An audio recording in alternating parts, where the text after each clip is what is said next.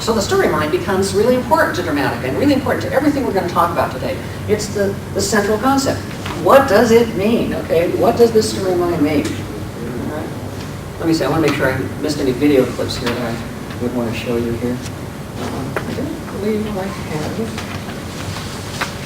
That's the one. No. Okay, good. So the story mind, in brief, means that the party line on it, the dramatic party line, is that every story is an analogy to a single human mind dealing with an inequity. Wow, that's almost as pretty as the line of critical self-awareness, ain't it? Could you do that one again, Melanie? Every story is an analogy to a single human mind dealing with an inequity. Okay, it is a pretty turn of a phrase. It's accurate. It's a mouthful. It's way intellectualized.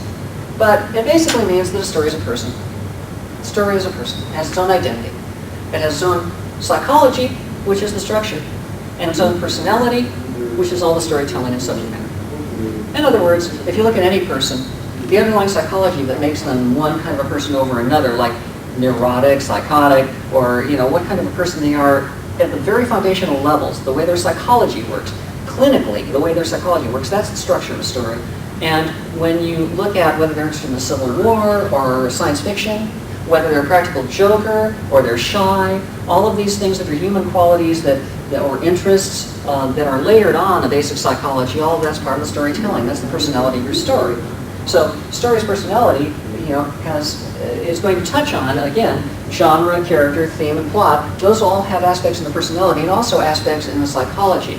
The psychology of it is going to be how do they hang together as elements, an antagonist, a protagonist, a reason character, an emotion character, representing these parts of the human mind psychology, and others. But they must be in there. If you don't have a character who's the voice of reason, then you've got a mind that doesn't have any intellect.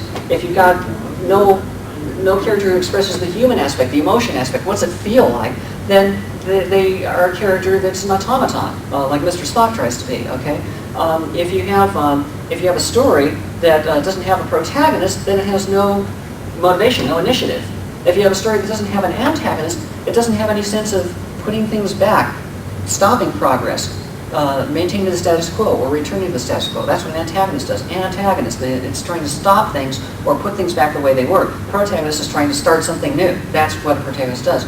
It makes it more clear when you're talking about characters when you realize that a protagonist is our sense of initiative and an antagonist is our sense of don't go there, okay? Because now it takes out of the realm of being a hero and a villain. Hero and a villain have a bunch of other stuff in there which we'll talk about. For example, being a bad guy or a good guy. That's one of the big things for a hero and villain. But you can be a bad guy or a good guy without being a protagonist or antagonist. And you can be an antagonist or protagonist without necessarily being bad or good. You can be either one. They both could be bad. They both could be good. We'll talk about that in character. But when you recognize the structural aspects, that's what the storyline does for us. That here's the psychology, and everything that goes on in our heads has to be represented in stories. Why? Because it's the carrier wave. We talked about that earlier. It's the carrier wave.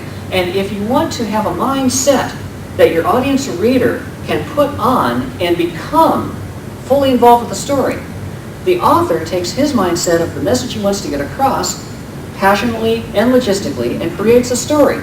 And this story is a psychology with and a personality, a story mind. And the audience or our reader takes that and puts it onto their own head. We don't have telepathy yet, so we have to go through a medium, and the medium is this structure called the story mind. And if it covers all aspects of psychology and touches on all triggers of personality, then it feels complete to the reader or to the audience. If it's missing a part, it feels like there's a hole. If something tweaks a way that they wouldn't do in their own minds, then it feels like there's an inconsistency. That character wouldn't do that. Why would they do that? How come they didn't try this? Okay, why would that character do that is a problem in personality, okay? How come they didn't try this is a hole in your structure. So you need to create that model story mind. Now, setting out to do it again, nobody's going to sit down and say, gee, I think I'll write a great story mind today. That's ridiculous.